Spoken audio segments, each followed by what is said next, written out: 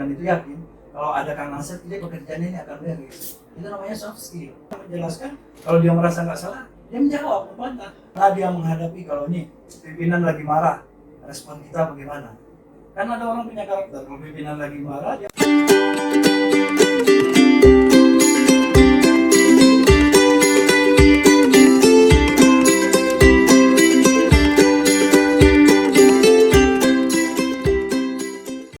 ada lagi nggak kenal Papua di sini di Jakarta? Kalau Papua nggak ada. Papua Barat? Iya. Cuma dia tuh. Angkatan 18 sudah jadi kepala sekretariat wakil ketua lembaga negara. Siap. Jadi Itu nggak sembarang orang bisa masuk ke jadi pimpinan. Itu karena dia punya talenta, dia dipercaya, dia punya skill, ya kan? siap. Boleh belajar lah sama. Namanya udah berubah dari Septrianus jadi Kang Asep. Dia menyesuaikan dia jadi orang Sunda. Pada intinya kayak gitu. Kalau menurut aku ya, bagaimana memanfaatkan peluang itu, peluang masalah jangan dianggap itu musuh, jangan dijauhi. Masalah itu ya dilihat bagaimana kita mengkonstruksinya jadi peluang. Karena dalam setiap masalah itu selalu ada peluang. Nah, tugas kita bagaimana mengidentifikasi, melihatnya, mengkonturkan yang namanya masalah itu apa sih yang membuat dia bisa berubah jadi peluang. Salah satu caranya ya didalami. Kalau udah didalami ya akan kelihatan dengan sendirinya. Itu yang kita cerita tadi kan, di masa pandemi Tanah Abang orang udah kesulitan, jualan secara konvensional akan berdampak atau ya menjadi down, tidak ada pengunjung, tidak ada pembeli, akhirnya lama-lama bangkrut. Kalau dia berdiam, dia tidak mau melihat peluang dari kondisi kayak gitu, maka dia akan selamanya dan akan hancur. Nah, mau nggak mau dia melihat peluangnya. Ini masa pandemi orang tidak ada, tetapi orang beralih ke teknologi informasi online. Berarti strateginya yang harus dibangun bagaimana dia caranya supaya bisa jualan secara online. Mereka belajar jualan online dan tidak semua orang yang jualan online itu bisa sukses, yang berhasil juga.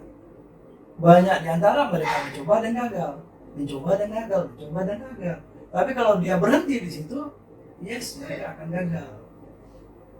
Dan banyak juga yang terus berjuang melihat celah, memperbaiki, akhirnya dia bisa eksis jualan secara online.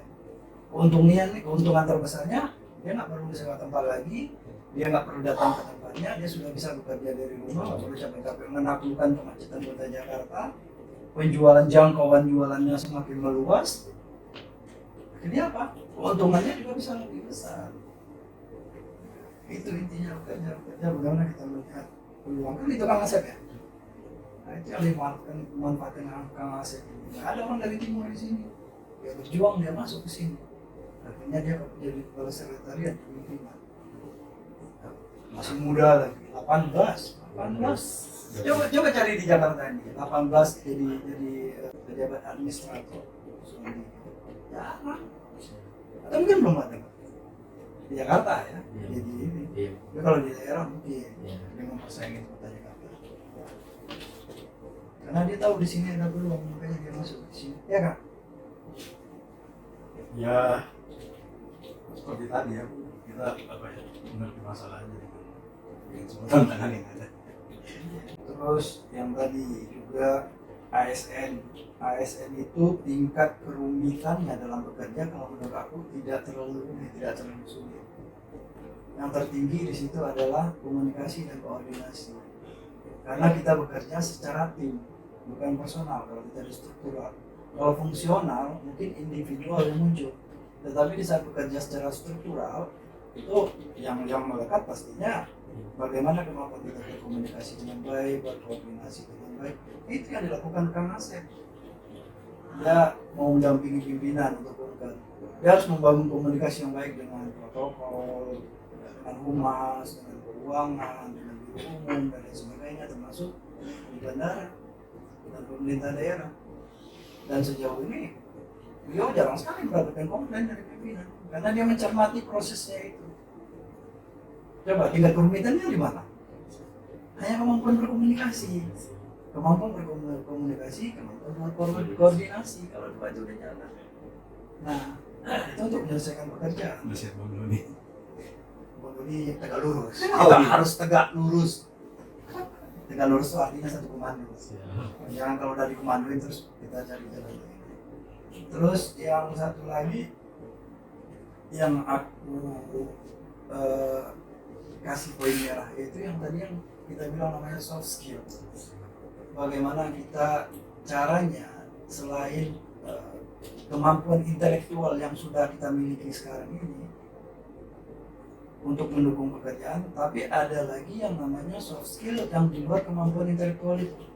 Kalau kita misalnya pembawa acara atau Pak Kang Asep lah, di Sekretariat Pimpinan, kemampuan Kang Asep mengurus keuangan, kemampuan dalam menyiapkan kebutuhannya Pak pimpinan, itu namanya hard skill yang berkaitan dengan tupoksinya. Kalau soft skillnya, bagaimana dia bisa berkomunikasi baik dengan Pak Waka, berkomunikasi baik dengan toko, keuangan dan lain sebagainya. Bagaimana dia bisa dipercaya, diyakini Pak Waka dan Pak pimpinan itu yakin kalau ada Kang Asep, dia pekerjaan ini akan beres. Itu namanya soft skill. Dan itu juga semua orang bisa. Bagaimana dia menghadapi kalau nih pimpinan lagi marah, respon kita bagaimana? Karena ada orang punya karakter, kalau pimpinan lagi marah, dia menjelaskan, kalau dia merasa nggak salah, dia menjawab, membantah. Pak, tadi kejadiannya begini. Yang muncul apa? Yang muncul pimpinan itu bukannya dia jadi nyaman, malah dia jadi tambah marah. Ilmu soft skillnya apa? Terima, cerna, perhatikan di mana nih, apa sih yang membuat dia emosi sebenarnya. Tidak semua pernyataannya itu juga benar, tetapi kita akan mencari clue. Ini dia komen, ini komplainnya sebenarnya apa sih? Maksudnya apa? Nah kalau itu sudah kita temukan, nanti cari waktu yang nyaman, yang tenang, dia lagi santai, baru kita jelasin. Nah itu biasanya dia akan lebih terima daripada saat dia lagi marah itu kita di situ. Karena di situ di saat dia lagi marah di depan orang, kalau kita membantah, ini tidak hanya masalah substansinya, tetapi termasuk di situ harga dirinya pada saat itu. Kalau kita bantah, kita katakan ini nggak benar, artinya kita mengatakan bapak salah, bukan itu sebenarnya.